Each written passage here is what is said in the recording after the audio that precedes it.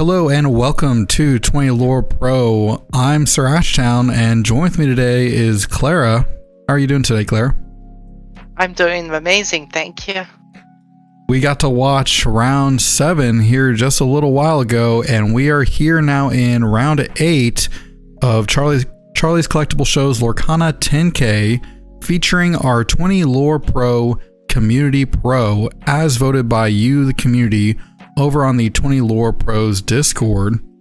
We're watching Kindle, aka Noimnot, who is piloting a Ruby Amethyst list. He is a well-known Ruby Amethyst player, and he's playing against Ryan, not R&B. Many people were asking. Ryan, who is piloting a Sapphire Steel list here in round 8. Both of them are 6-1. They're doing very well here at the tournament. And we're excited to see how this tournament plays out, but also we just want to give a big shout out and thank you to Charlie's Collectible Show for hosting this 10K tournament. They host these tournaments about every 3 months, and if you're ever in the Stone Mountain area, which is just outside of Atlanta, Georgia, head on over to charliescollectibleshow.com, where they have weekly conventions, anime, TCG, just anything you can think of. They're always doing events. I think the week before we had this tournament, they had Kurt Angle doing a signing at the convention center. And it's there. Their logo is in the bottom right of the video that you see right now. We'll also have their link in the description below. And again, huge thank you to Charlie's Collectible Show for hosting this 10K Lorcana tournament. We also want to give a big shout out to our partners of 20 Lore Pro, GFQ Underground. They printed those beautiful playmats that you see before you on the screen. They did a great job with the artwork that Diamond Ink Apparel with their artist Miguel Angel gave them. So thank you so much to GFQ Underground. If you're looking for a custom playmat and you need one printed, head on over to gfqunderground.com. And there in the bottom right on the screen is Diamond Ink Apparel's logo. They have an artist on staff, Miguel Angel, who does all of their artwork. We just gave them the concept. Hey, we want a boat, we want some beautiful sky, and this was the amazing artwork that they came up with. So really great artist, and if you're looking for an idea to come to life, head on over to Diamond Ink Apparel, where they do t-shirts, playmats, all sorts of artwork for anything that you may need. I gotta say that those playmats are really beautiful. Yeah, top 4 got them, and we're gonna be selling them at the next Charlie's Collectible Show. So the top 4 kind of get to have prestige of having their own for a while. But yeah, they turn out great. Well, Sapphire Steel has kind of gone through some changes, and set 6 specifically, it hasn't been played as much as it's lost some popularity. What are your thoughts heading into set 6 so far with Sapphire Steel, Clara? I didn't see much of Sapphire Steel to really have something to think about it. But I know it's good. I've seen versions that are reliable, that are able to get the job done. But the big question is, are they able to get the edge out of games? So that is the big question for me. Yeah, this is tough, especially in this specific matchup with Ruby Amethyst, in the sense that a lot of the removal that they have doesn't quite get them unless you are in your later cards, like Along Came Zeus or even Twin Fire. You're double discarding, or not double discarding, but you're playing it and discarding on one character. Grab Your Swords isn't going to do a whole lot on board full of 4 X's or even your 3 X's.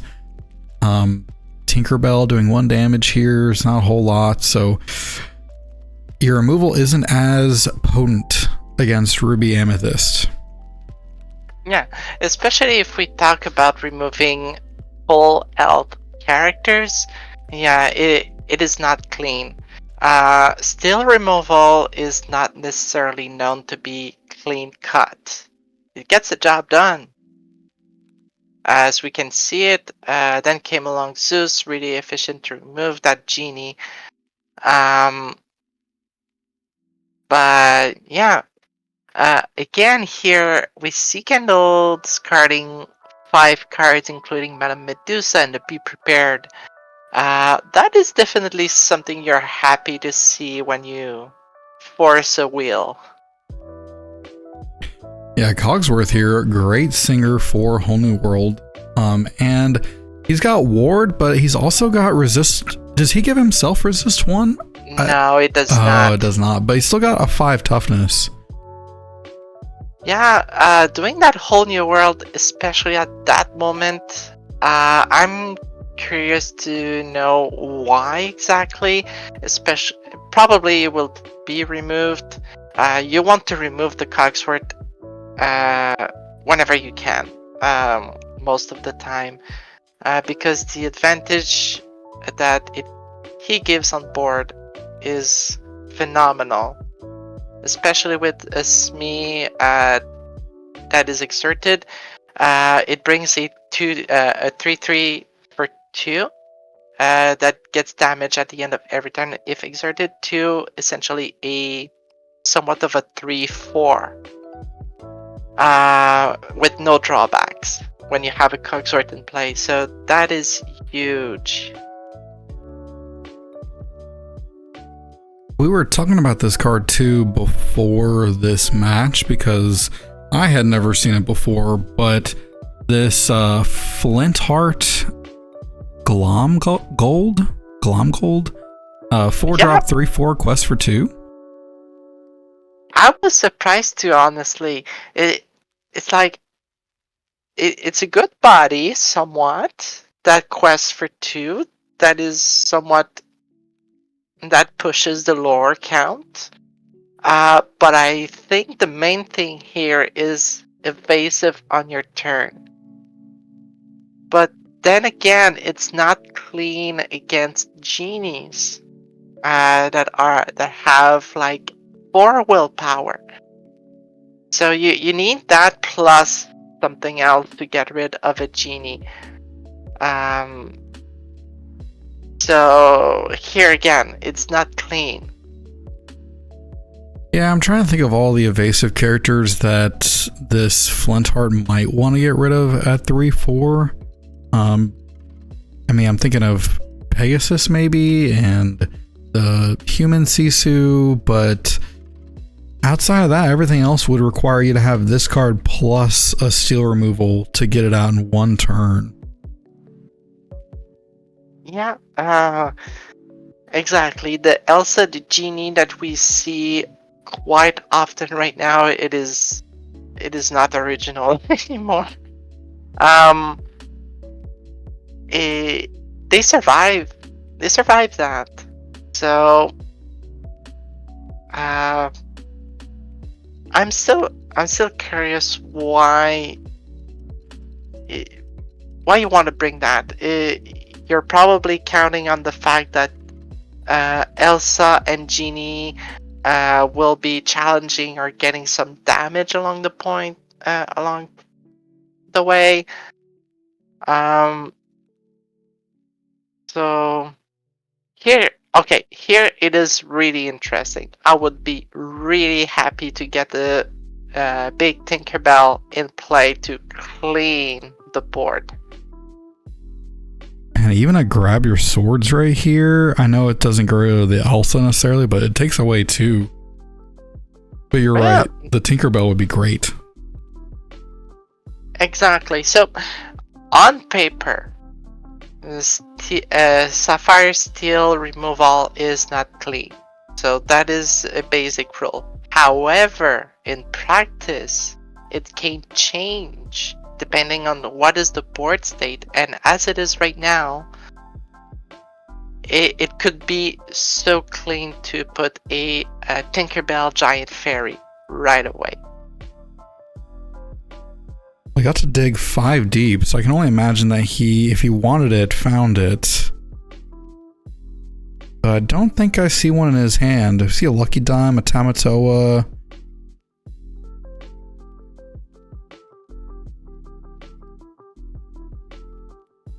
And that's what could be other lines of play that could be beneficial to Ryan here.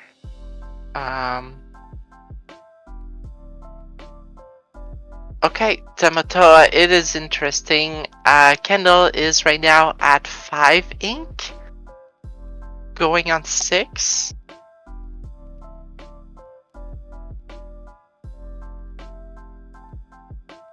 And we know that Kendall does play the 1 Dragonfire, and we've seen that card kill Tamatoa. I shouldn't say kill, banish Tamatoa.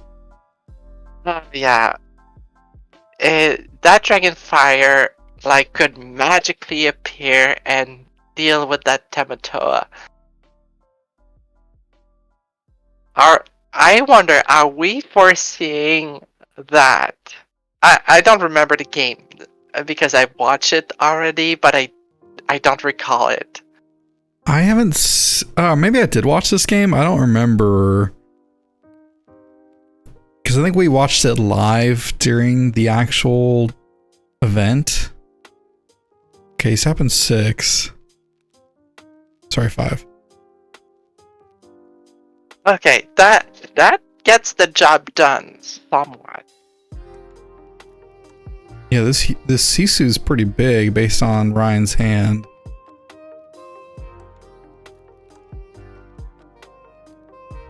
Whoa, 3 trade-ins. You want to remove that Tamatoa every time, because Tamatoa on the play means recurring a popsicle that you can use with the IRAM.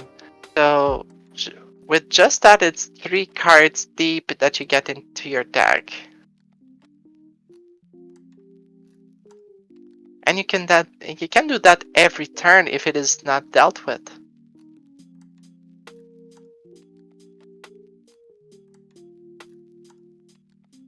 I think it's kind of interesting with the line of play that Ryan had. Maybe he decided to do Tamatoa that last turn because Noimnot is getting up to the 7 ink realm. But he had a chance where he could have played Lucky Dime first and then followed it up by Tamatoa the next turn. Yeah, but I guess the line of the Lucky Dime would have made Noimnot just put more stuff on the board and be able to quest easily. So probably that was the better play from Ryan, to put that threat on board that could outpace Kendall in that case. And it did require him to challenge in with 3 of his characters, and now Ryan was able to play that Twin Fire to get rid of 2 of his characters. Yeah, the power of Twin Fire is like we said from the beginning. Still, removal is not clean. It's not clean cut, but it does get the job done. Especially Twin Fire. Do not underestimate it. If you see Steel, Sapphire especially, have this in mind. It might just put breaks into your plan that you're having.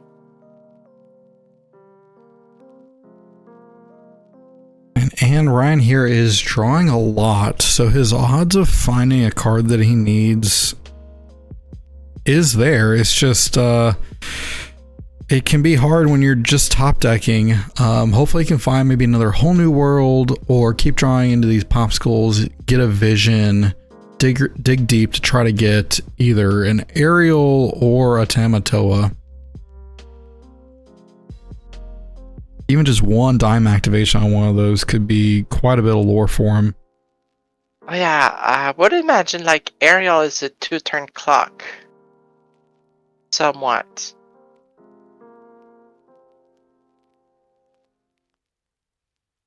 There's that aerial.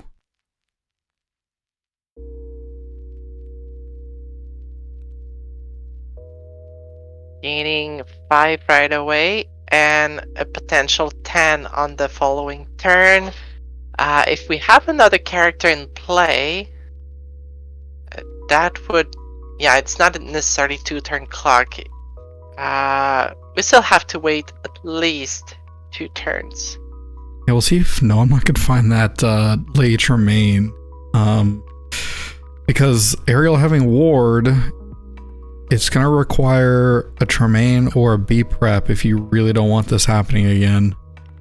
Yeah, Lady Tremaine will be the optimal play right here, but I believe Kendall has 1 Lady Tremaine in his deck, so it's really... it's 1 in 40 at the moment to have this card right now. Honestly, even a Be Prepared right here isn't the worst in the sense that he'll draw again off the rabbit, gain a lore off the goat. It looks like he may not have that.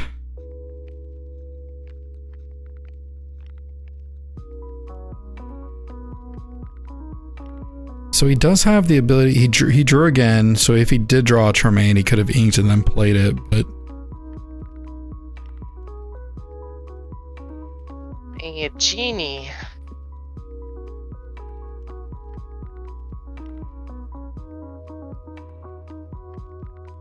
Okay, question is, we have a Broom and Chernobug's follower into play with a lot of other characters.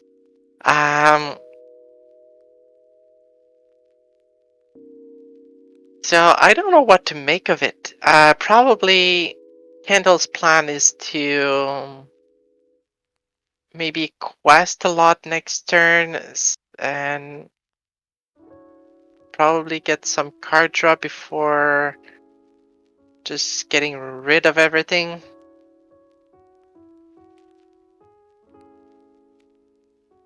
I mean, at this point it is really crucial to get something done.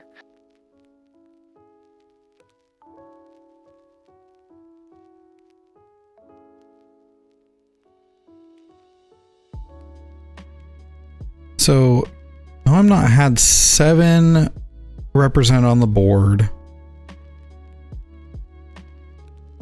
with the genie in play.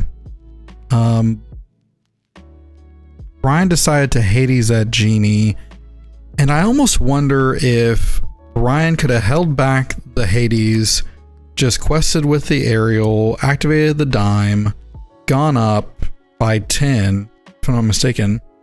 Yeah, up to 17. 17, and then the next turn, no matter what Kindle does, play the Hades, activate the dime, say, okay, you need to have an answer.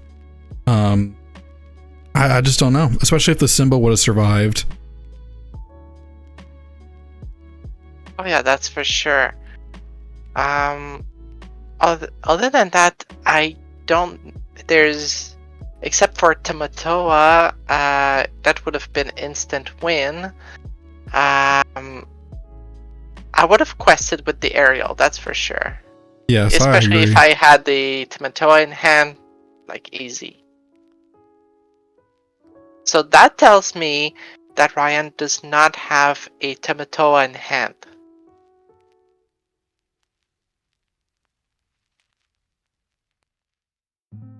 Because now Noimnot is forced here to find, Be Prepared, or cleanly remove. I mean, even then, next turn, he gets to activate Dime and quest with Ariel.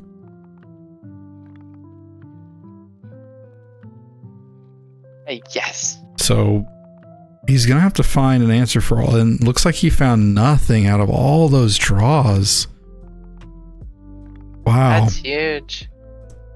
So I'm already interested because I think it's the first time I've seen Kendall not win the first game on camera in the CCS 10K. Corrected me if I'm wrong, but I think you're right. I think that's the first time he's lost game 1. So I'll be curious to see how he manages to play that out, because it, like we said in previous videos, I'll be repeating that now. It can get in your mental that uh, you were used to win that first game, and then you're not. So you need to do something about it. Especially in the case of two of three, you have 2 wins to get. Yeah, that. I mean, I'm already kind of taken aback because it's so interesting to have seen the fact that he drew so much. I mean, he drew off the Chernobog, he drew off the Broom, he drew off of Rabbits, he drew off of Genie, and didn't find anything. I mean, he could not answer that aerial, and you think that, you know, there is an element of luck in trading card games, but you increase your odds every single time you draw. The odds of you getting the card. And, gosh. I know. Luck could be against you so much.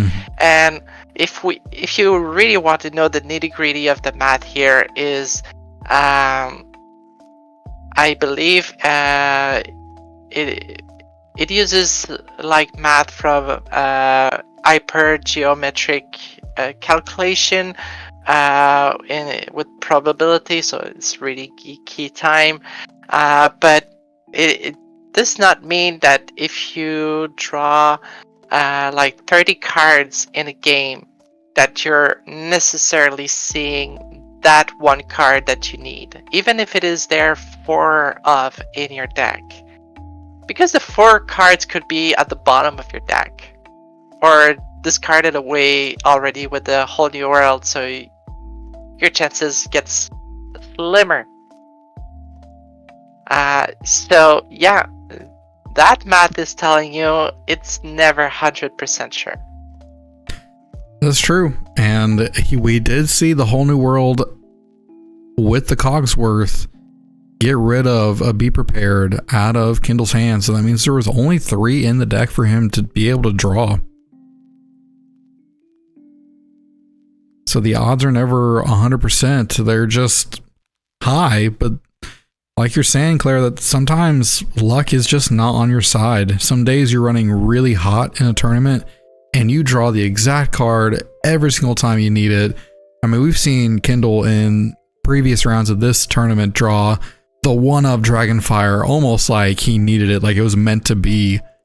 And it's a one of. And sometimes you never see the cards. That is so true. That Dragonfire, seriously, if we had to represent like Kendall's journey through the CCS 10K, I would put the image of Dragonfire somewhere in it. Yeah, I mean, he drew it like he plays 4 of. Honestly, if you go back and watch his tournament,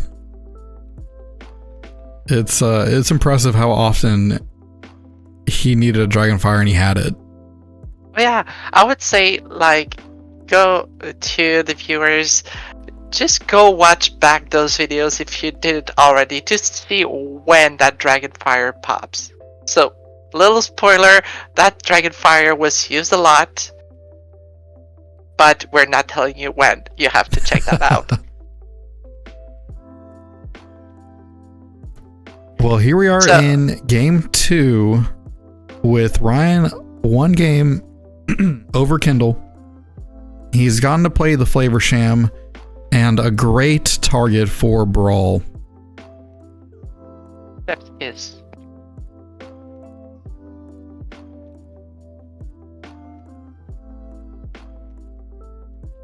This has been... Like oh, go ahead, Claire. Oh yeah, like the dream you want to see is having a Brawl or any answer against a Flavor Sham the turn it's played. Yeah. If they have the chance to get 4 cards off of Flavorsham. Oh my goodness, it just feels bad. And as a Sapphire player, you're like, yes, this is the dream. Definitely. That 1, 2, 3 turns Popsicle, Tipo, Flavorsham is like the written rule for any Sapphire Steel deck.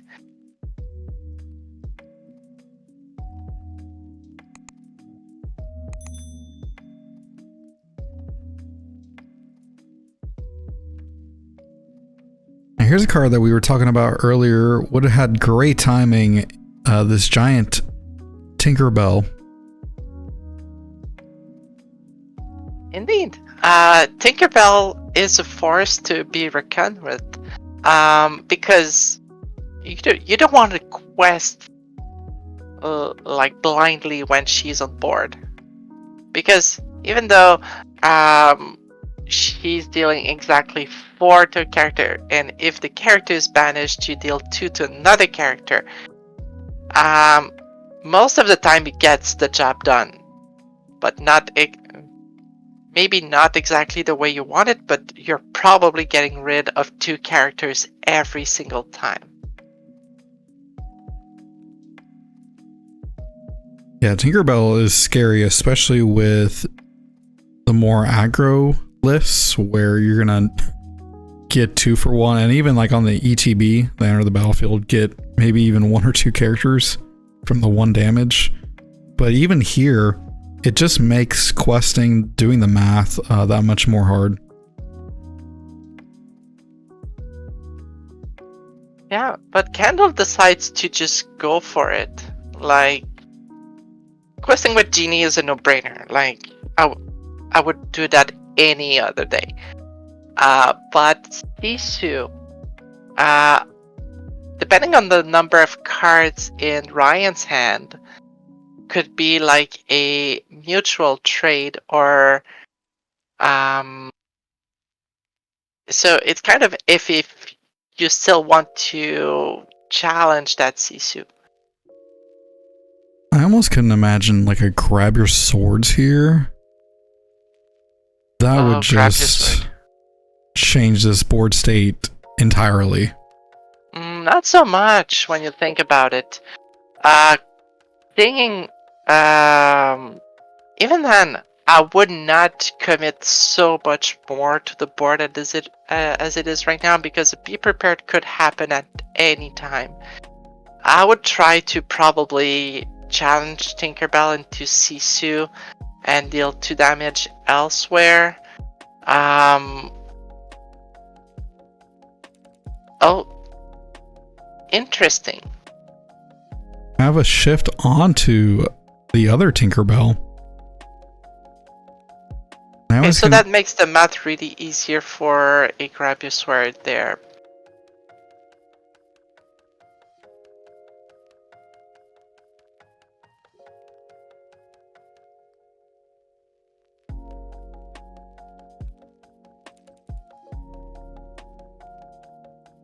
Yeah, we'll see what he challenges, because he's only got 2 cards in hand, so that Sisu is a little less.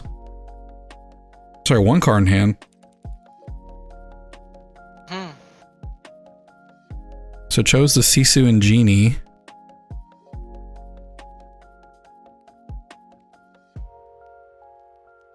Yeah, Sisu. I would have targeted the Genie with the 2 extra damage for sure.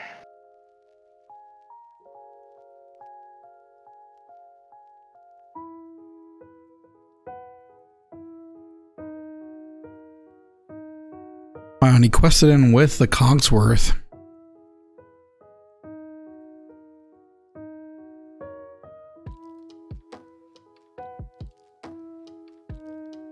Now that's every card though out of Kindle's hand, is that right? I do believe so. Wow. Yeah. It's kind of rough in that position. Like, you're at 16, you are quote unquote comfortable, but don't be too much comfortable. Plays a Mana Medusa, but cannot target the aerial. That is rough. Still, it is a character on board, and let's not deny that. No, especially being at 16, Amethyst is known to come out ahead when you have Goat. Yes, but let's not forget also, Sapphire Steel could just come out of nowhere, and like pull out a Tamatoa Lucky Dime trick. Yeah, that's exactly, I think, what Ryan would want to see here is Lucky Dime, Tamatoa, take away the game. So here, request for 1, and there's a Sisu into play. So Ryan needs to deal with at least Mana Medusa to secure one more turn. And again, we were talking about this earlier. This Flint's Heart having the 3/4 body is not helping him out right here. Not so much. Not so much. If this are Cogsworth into play, could do something, but okay, Pete could do something. Oh, I had to sacrifice the aerial and the Flint Heart.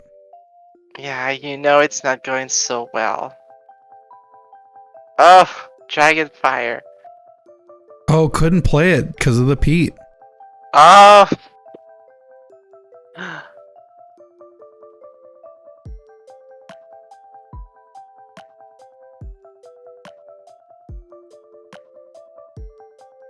Okay, it does 2 damage, challenges in. Wow, this is a back and forth now. Ah, Goat. Oh gosh. It could happen at any moment. It's just a ticking time machine.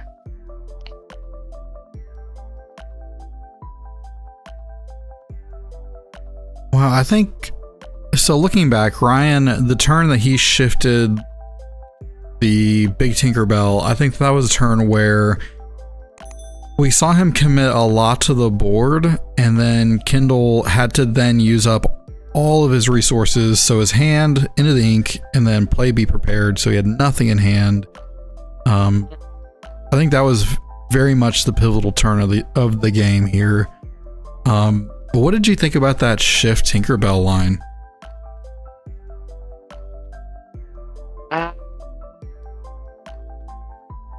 Seriously, I would have. That is so tough. Probably I would have just not shift.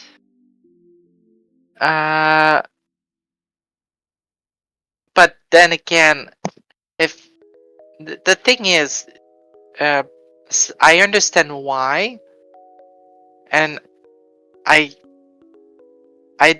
agree and I disagree. It's a really hard feeling. It's like being in between a rock and a hard place, where you know you must deal with Genie, but the only line you can do after drawing and discarding cards is shifting a Tinkerbell on your Tinkerbell to deal the necessary damage to take the Genie out.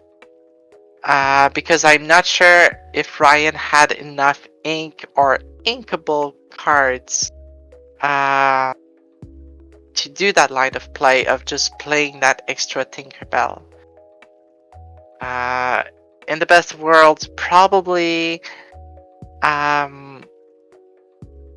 grab of your sword would have been great, and then challenging to Sisu, and then dealing the extra 2 on the Genie. But I didn't quite see the whole hand of Ryan, so it's hard to say. It's hard to be in his shoes at that moment. Yeah, gosh, and Noimnot was already at such a high lore count. That was, he had to deal with the board, and not having the grab, that may have been his best line to deal with what was before him, but oh, that was just such a tough state to be in for Sapphire Steel. But he put himself in a good spot in the sense that he made Noimnot have to play off the top. So if nothing else, he forced him into a game state to where he had to play with whatever he drew, and he could have just been drawing no goats and no draw. It could have turned out different for him. Yeah, you never know. So that is a gamble. So from what I've seen so far, there were not so much gamble taken by the players we've seen on screen, but that is definitely a gamble that you're taking. Well, here we are going into game 3 here in round 8 of Charlie's Collectible Show's Lorcana 10K. We are watching our 20 Lore Pro Community Pro as voted by y'all, the viewers at home, over at the 20 Lore Pro Discord. We did a community poll. Noimnot was chosen as the player that everyone wanted to watch every single round, and he's here in round 8, 6-1 against Ryan. So if I'm not mistaken, in that scenario, both need a win to secure top 8, right? I think 6-2 could still... I don't know, actually. I don't think Ryan did... Well, I don't know if Ryan made top 8. Let's find out. Yeah, I think 6-2 was not good enough.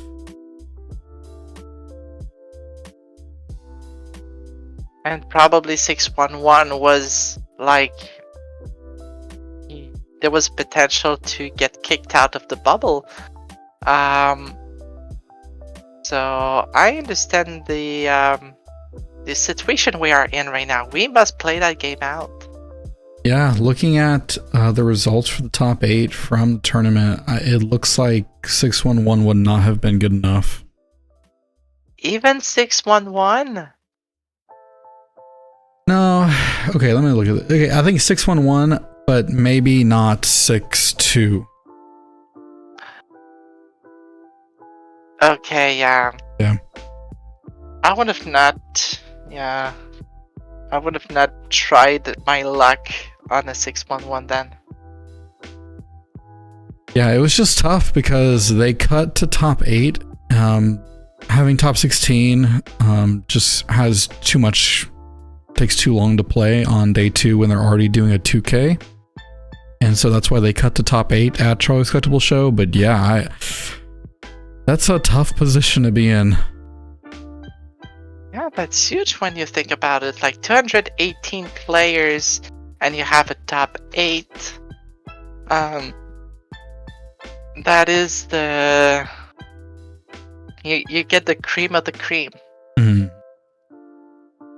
Top players from the day 1 play.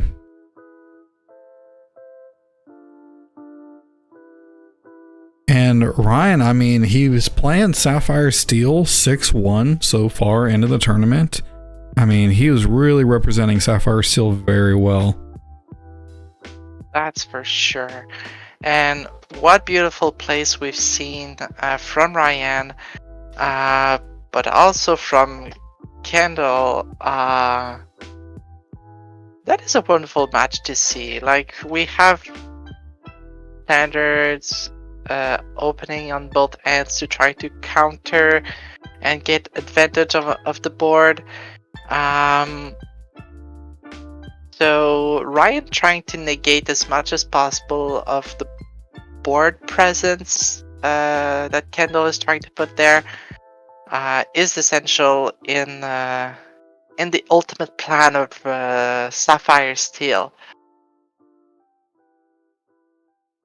I was just about to say we haven't seen a flavor sham, and we just got it from Ryan. Card that he definitely needs to help him draw more, get some answers, and it looks like there's an Along Came Zeus.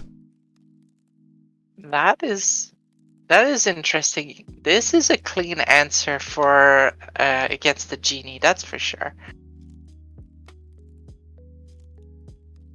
Looks like he's thinking about maybe another flavor sham too. It's hard to see. Yeah, another flavor sham.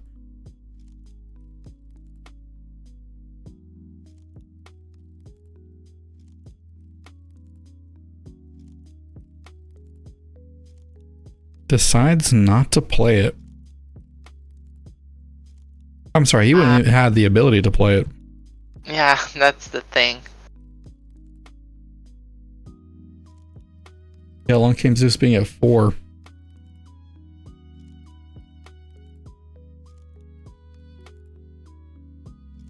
So Kendall is at 5 ink, Ryan at 7, with the potential 2 more up to 9.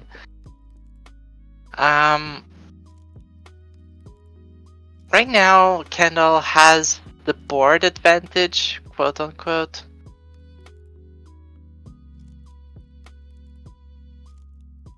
So, interesting thing here, not using the fishbone quill probably means that Ryan really wants to keep all the cards in his hands before drawing with the Flaversham.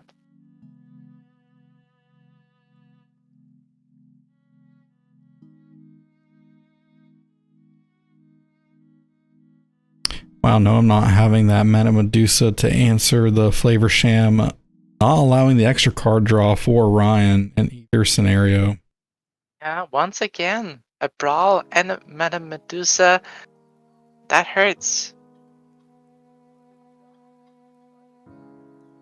Okay, so playing that Ariel now means maybe on the next turn with the Lucky Dime, that is a 2-turn clock right there. On the one card. Lady Tremaine. Oh my gosh. One of in the deck. You gotta respect those one-offs. I keep hearing that, and I'm starting to believe it seriously.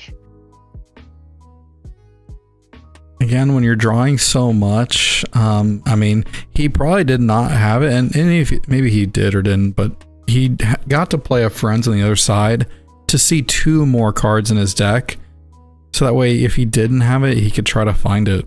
So that was a total of 3 cards he got to see brand new that turn.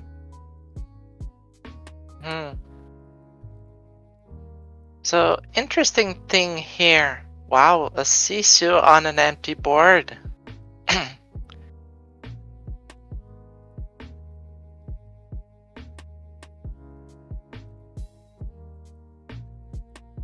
Yeah, this is an aggressive line. Now he wants to play. Tamatoa into play.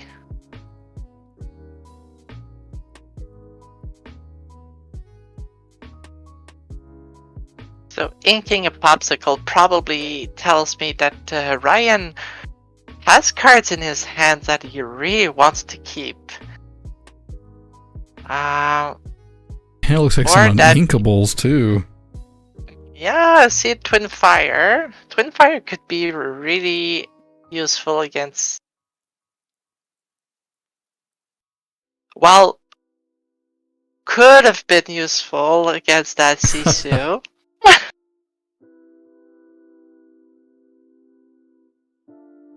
Well, it could be useful against this Sisu now. Oh, that one. Yeah, it could be still useful. Okay, yes, we want to see that harem once again. Is it harem or is it hiram? I'm not sure.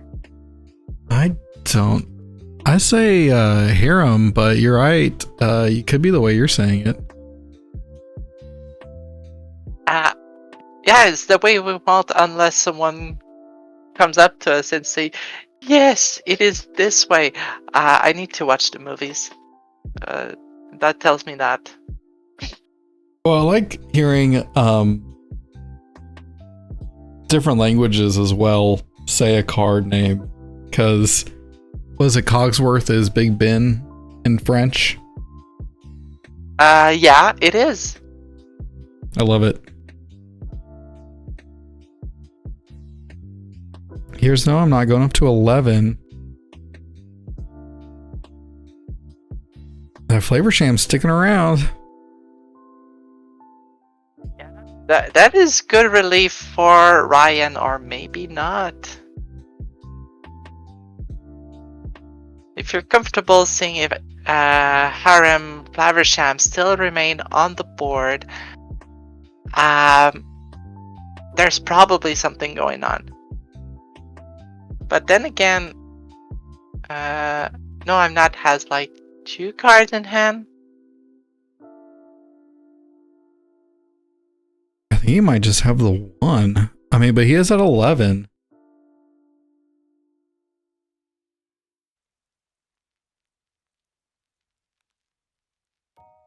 Here's a giant Tinkerbell.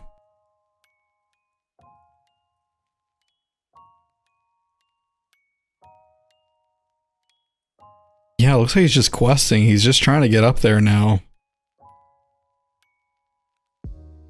Getting into goat territory. Oh yeah. We're now in goat territory with 1 card in hand. 1 card.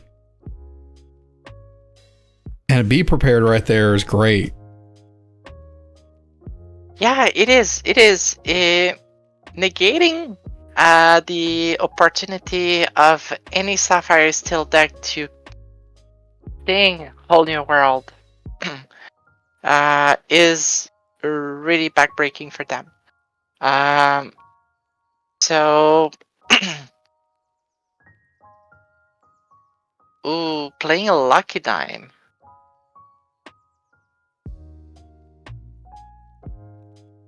It's almost kind of scary too, thinking about playing Whole New World here though, because Kindle having only 1 card in his hand, it almost would be scary to refill that hand when he's at 16. That is for sure. And when you think about it, we've seen 3 Harem and no Hold Your World in this game. He does have 1 in hand. So maybe there could be a turn where you do play the Whole New World knowing, okay, I need a Tamatoa or an Aerial in order to win this turn. I'm okay with Whole New World being Sun to dig for those cards to win the game. Yeah, right now, Merlin and Flynn on the board means that Ryan must put something in board on the board to negate that easy lore gain or find removal. It looks like he's doing exactly that, digging to find an answer to the Flynn free 3 lore.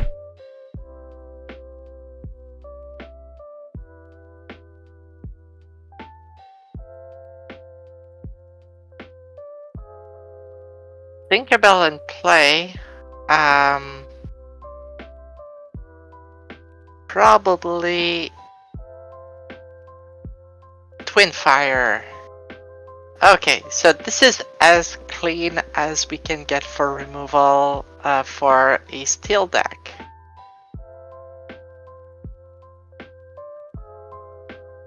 And we get a dime activation off of that. But yeah, you're exactly right. That Twin Fire now is able to do 2 to each after the Tinkerbell, 3 to each. So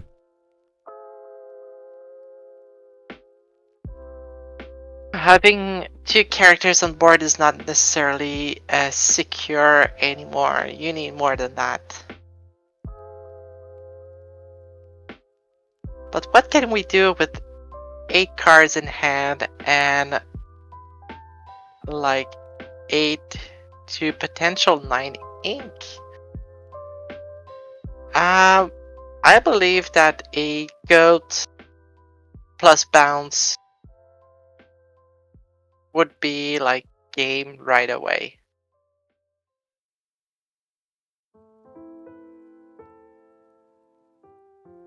Oh man, yeah, if that snake could have been used on a goat.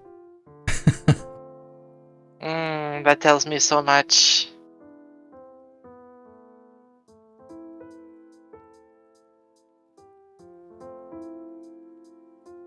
Oh no, we're seeing a bunch of low drop characters. Now, those are a lot of bodies, though, to be able to quest with. Yes. It does not necessarily generate easy lore, but it tells you that you need to answer the board.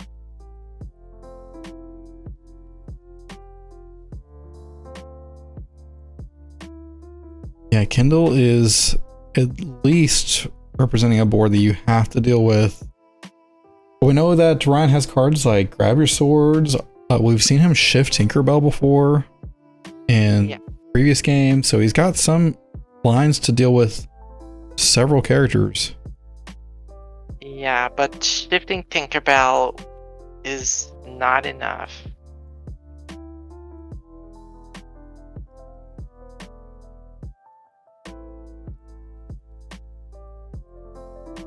There's that Simba.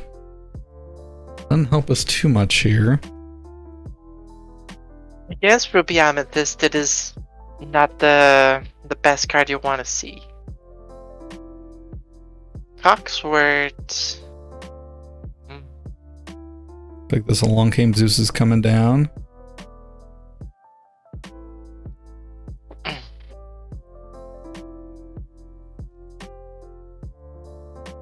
Okay, Pete.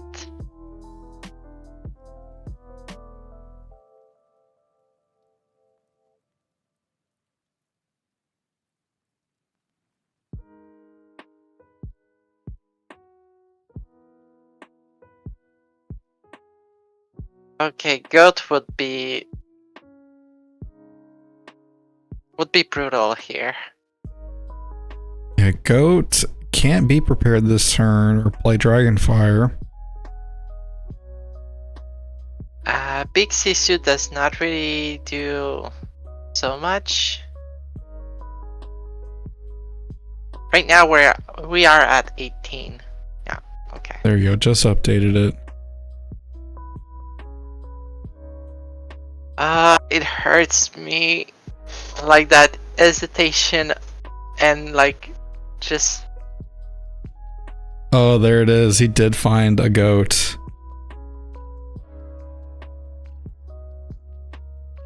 The goat made it. But that was clutch. Yeah. Like, giving an extra turn to Sapphire Steel probably means game. That is dangerous. Oh my goodness, that's yeah. Sapphire Steel Ryan here was really putting himself in a great state. I mean, he had 7 lore on the board next turn unless there was a Tamato or Aerial. And I mean, he at least was setting himself up to where Noimnot had to find characters. Man, the goat right there at the end, able to draw into it. Amazing. Like, I was wondering, I believe the win that Kendall got was from the fact that then came along Zeus targeted the Manamim snake, and not one of the two one cost character, the Broom or the Chernobug's follower. I believe right there had to be something. Yeah, especially when we saw that Kendall hadn't been playing characters like Goat, or he was just playing cards to draw. So you're right, instead of targeting the snake, targeting another draw factor that could have helped prevent Kendall from finding the answer he needed.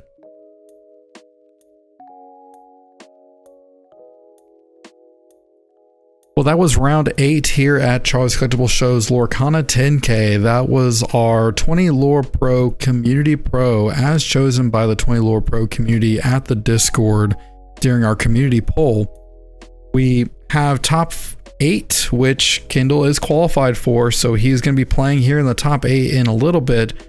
We'll have that video posted here soon. Congratulations to Kindle, aka Noimnot, for getting round 8 over Ryan. Ryan was the most successful Sapphire Steel player at Charlie's Collectible Show. There was another Sapphire Steel player that did make the top 32. His name was Joshua. And if you want to see their deck lists, we're going to put a link in the description below for everyone to view. We also have Noimnot's player guide to Ruby Amethyst available. We'll put that in the description for you to go and check out. And again, thank you so much, Clara, for being with us here today. Really excited to have your commentary as we watch all of Kindle's rounds. It was my pleasure. Thank you for inviting me. Well, thank you all so much again for joining us. We will be here in a little bit with the top 8. Very excited to have that for you. And again, thank you to Charlie's Collectible Show for hosting this Lorcana 10K, Diamond Ink Apparel for doing the amazing artwork that you see on those playmats, and GFQ Underground for printing them. We will see y'all here in the next video.